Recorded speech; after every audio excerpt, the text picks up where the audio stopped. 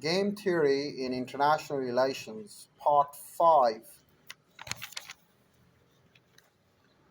Well, United States being player A and USSR being player B, the decision to swerve could be thought of stepping back from the brink of a nuclear war, while refusing to swerve would mean pursuing a given policy with total resolution even at the risk of the nuclear war.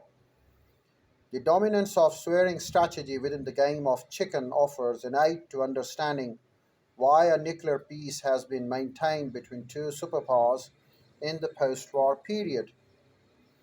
It is also eliminated the kind of logic that may have applied at the time of 1962 Cuban Missile Crisis, when after their eyeball to eyeball confrontation with the United States, the Soviets gave in, suffering a certain loss of face but avoiding a nuclear war. Prisoner's Dilemma. While we talk about the prisoner's dilemma, there is another game that offers thought provoking insights into the nature of international relations, but that does not provide the possibly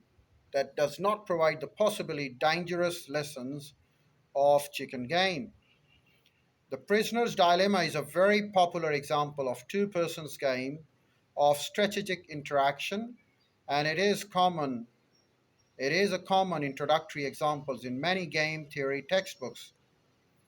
It has been stated in a variety of forms and with differing numerical utilities, but it too is a game whose essentials remain similar throughout the various descriptions.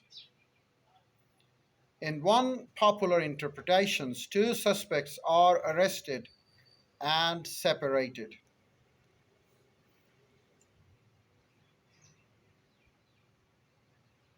Well, the public prosecutor is certain they are guilty of a specific crime, but lacks evidence sufficient for conviction in a trial.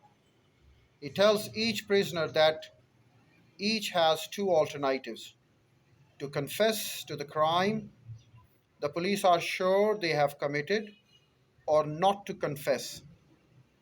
If both do not confess, the prosecutor will book them on a minor trumped up charge, such as illegal possession of a weapon, and they will both get relatively minor punishment, 1 year in jail. If both confess, they will be prosecuted, but he will recommend less than most severe sentence, for example, 5 year each. If one confesses, the other does not, the confessor will get lenient treatment for turning an approver, whereas the latter will suffer the maximum sentence.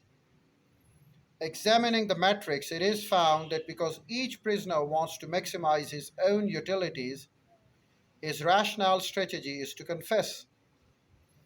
The rational or dominant outcome is that both prisoners confess and both get 5 years.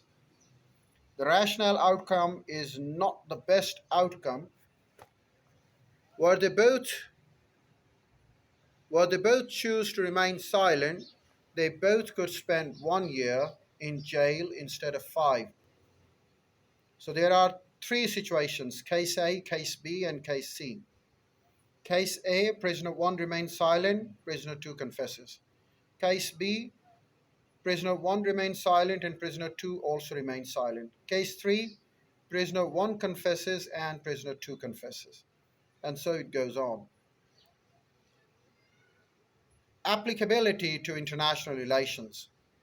The above lesson is immensely revealing when applied to international relations because it can show how a situation may lock two participants into conflict, regardless of their individual wishes, and even though both may be neither evil nor stupid.